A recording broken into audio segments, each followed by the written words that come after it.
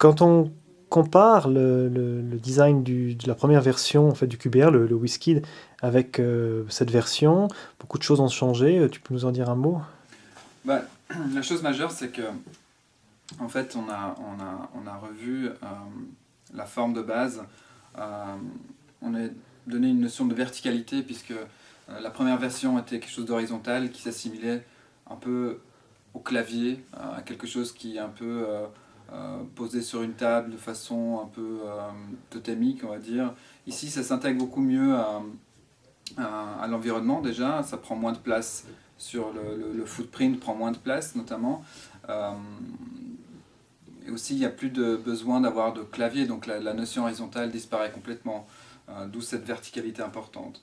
Ensuite, l'écran se détache de cette verticalité pour effectivement se tourner vers l'utilisateur. La version actuelle de QB1 a un écran qui est déporté, il n'est pas centré. Dans le WizKid, on avait un écran qui était véritablement centré. Alors pourquoi ce changement? Bah, disons qu'il y a chez WizKid, donc l'ancienne version, il y a une notion de symétrie qu'on retrouve dans le corps humain, dans les objets organiques, on va dire. Chose qu'on a essayé d'éliminer ici avec donc effectivement l'écran se déporte sur la droite pour faire une rupture par rapport à cette anthropomorphie qu'on retrouve chez les animaux ou les êtres humains.